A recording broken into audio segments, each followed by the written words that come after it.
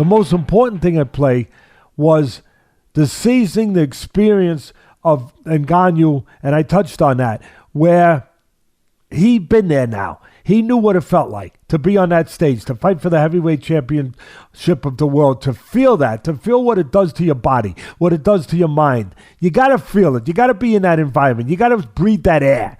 You know, if you're going to climb a mountain, you got to get to the top of the mountain, and you got to pull in that thin air and know what that thin air feels like.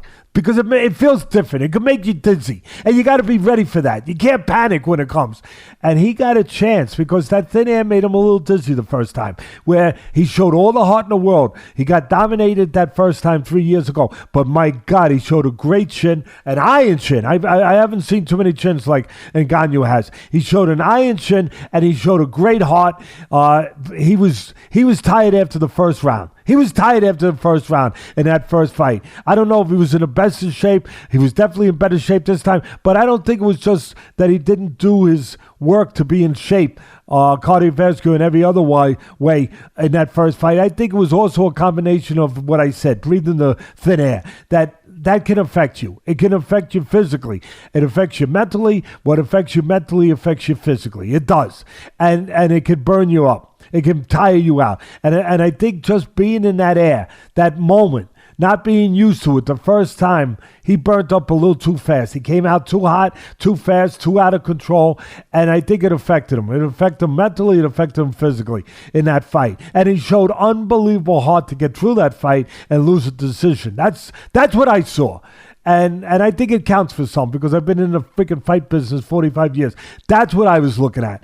But having said that, I thought that now that he'd been there, that he has breathed his rarefied air, that it would be different. They'd be able to handle it. He'd be more contained, more in control of himself because he would understand what was facing him. And he was. And he was. Give him credit. Give his people credit. Oh, my God. Oh, my God. I can't overstate it. I can't say it enough. That was the key. And I always say, and I said on the show with Ariel and with Chael, that 75% of this game is mental. Chael understands it better than anyone. He was a great fighter, great UFC MMA fighter. That 75% in boxing, and it's the same thing in MMA. Maybe it's even more. It could be 80%, but at least 75% is mental. If you're not right mentally, you're not right. I don't care how much power you have, how big you are, how strong you are. It doesn't matter. And this time, having gone through it once before, I had said I think he's going to be better mentally. And that's the key. He's going to be okay. He's going to be what he needs to be mentally. And that's the key. The body will follow. But the mental part, that's the general. The body is just the soldiers. They just do what the general tells it to do. And I felt that this case, the general would be better. That the mind would be better. And it was. It was. And I always talk about the delivery system. It's one thing to have a bomb, but if you don't have a means to convey it to the target, what does it do? It blows up, it makes a hole in the ground, and when it rains, you could go swimming. The great Customato used to say, you have to get a delivery system. He got a delivery system. And I said, the delivery system, and we talked about it when we trained. Ken, you were there, when we trained. I said, listen, you got to start using that jab the right way. It's a foam pole. You got to start snapping it out there, getting full length on it, being able to control guys on the outside and set everything up off that. Well, he sure as hell did that. The jab became it became a laser missile system. It became like a laser guidance system for the missile. Now he had that, where before he didn't have that. So he had the delivery system. He was contained. He was controlled. He was within himself. Like the great Michael Jordan always said, don't let the game control you. You got to control yourself. Stay in control. Stay within the game. Don't let the game get control of you. Well, that's exactly right. And that's exactly what Miocic did. He stayed in control. He didn't let the moment, the game, the fight get in control of him. He stayed in control. And that's what I always teach. That's what you're supposed to teach. That's one of the most important elements in this game is to mentally be right, to be in control of yourself, to know that you make the decisions, not somebody else, that it's your choice, not somebody else. It's your world to control. but you have to be ready to do that. And he was ready. He was ready. He had the delivery system. He had the jab. He controlled Miocic. We did a fight plan. We put it up on our show. We put it up on our social stuff on our mediums, Ken, where we showed the fight plan. ESPN, UFC, they put it up too. They put it up on their websites. You guys could still see it. I guess it's out there. I guess it stays out there. I know ours stays out there. But for me, the fight plan was Miocic more in control, more calmer, more purposeful this time. Not coming out there like a wild bull in the china shop. Using the jab, controlling Miocic, stabilizing Miocic, keeping him in front of him, keeping him where you want. Control the geography of the fight. Control him, keep him where you want to keep him. Set the table, and then go eat. And then go eat. And he went and he ate. He feasted. He did. And he set up traps. He set up traps for the right hand. I mean, he kept him at the end of the right hand. As I said, he set the table. He ate with the right hand at the right time. At the end, one of the things that was extraordinary, going into this fight, he was supposed to be, and he was, the least developed and the least sophisticated, right? I mean, going in, up into this fight, he was the least seasoned, the least experienced, much less experienced than Miocic, who's the greatest of all time as a heavyweight champion in the UFC. I should get that out. He is the greatest of all time. I think now Ngannou's going to have a chance to have something to say about that before his career's over. That's going to be up to him if he stays interested, if he keeps his eye on the ball, and he wants to be that guy. I think he's going to have a chance to be that guy now that he's added the things that he's added. But having said that, this was the situation where he goes in there, he's controlling him, he's keeping him at the end of the jab, dictating what can and can't happen with the jab, setting up the right hand at the right time, and going in. You had every right to pick Miocic, being more experienced, more seasoned, more technical, more sophisticated, more developed. There's no arguing that. More developed. He was a Gold Gloves fighter, champion. He was in boxing, and he was a wrestling. He was a collegiate wrestler.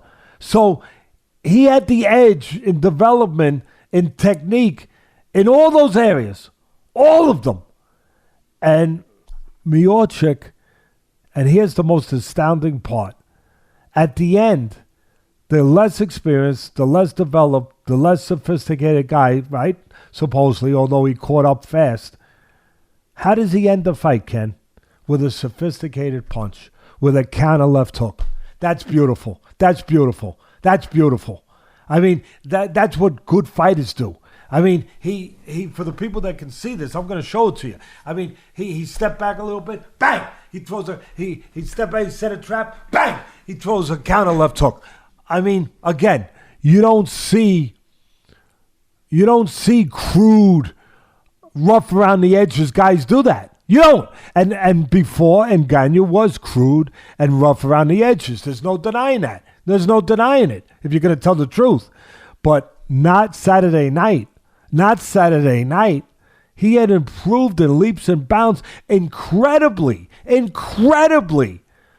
I know I'm saying it again. I'll say it again. I don't give a damn. You're going to hear it because that's how spectacular it was. That's how special it was that he ends the fight with a counter left hook, a punch that you only see with developed fighters, with experienced fighters, with sophisticated fighters. Well, he's becoming that guy now. And it's up to him how much farther he wants to take it, how much farther down the road he wants to go with that. But it was terrific. I'll finish by saying, again, punches are born. They're not made. But delivery systems are made. He always had the power, but he lost. It's very important for you people out there to understand this. In whatever you do, whatever vocation, whatever walk of life you're in, the power could equate into brains. It could equate into physicality. Whatever you want to. Whether you're an athlete, whether you're a person that's just working in the world, doing whatever you're doing, whatever your vocation, as I said, it's one thing having the power. It's one thing having the brains. It's one thing having the genetics. But you have to have the other things. And those things are in everybody's realm to control, to develop. They are. He had to. Yeah, this guy had the power. A lot of you guys say, oh, but Teddy, he was born, to be 6'5", 255, and, he can pick me up and throw me away. And I'll never have that. No. That wasn't enough for him because he wasn't a champion when he had that. He became a champion when he added the other things, the things you can all add. And whatever you do out there in the world, you can all add that work ethic by reaching out and finding out what it is you have to learn and learning it and becoming better and becoming calmer and more controlled and more disciplined. And that's what he did. His power, he's a powerful guy. And he won by knockout. But he won because he learned how to put that power to better use than he had before. To be more efficient, more effective, more productive with that power. That's why he won. He got better. And he had to work at that. And that took him years to do. It took him 3 years since his loss to that guy the first time, Miocic. And I wanted to say that because it's important for people to get something out of this podcast more than just, a breakdown of the techniques and the X's and O's, to understand that. So hopefully it can help you in whatever your arena is, whatever your ring is. Because we all are within a certain ring, within a certain octagon. Whatever that happens to be, we're all fighting for something. So I just want to make sure I made that point. And again, my hat's off to him. Ngannou, congratulations. Francis, all your people, congratulations. You learned what you had to learn. You walked through what you had to walk through. You took the journey you had to take. And you did it. And you know what the greatest thing about you being a champion is right now? It's for what you stand for and what you can do in your home country of Cameroon. Because you can change people's lives there. You can affect young people's lives there because of who you are now. You can do that. And I know that you got it in the heart. You got it in your heart, your soul, your mind, your character to do that. I know you do. And I believe you're going to do that. And that's going to make you a special champion. And as I said earlier, I'll finish with this. You can go, and Miocic is the GOAT. He's the GOAT right now. But you have a chance to become that now. I mean, it's up to you how far you want to go down. That'll be up to you how far you want to go down the road with this. But it's there for you. But most importantly, you did it. And you have an opportunity, as I said, to change people's lives over there in Cameroon and everywhere. But I know in particular in Cameroon. Good luck. God bless.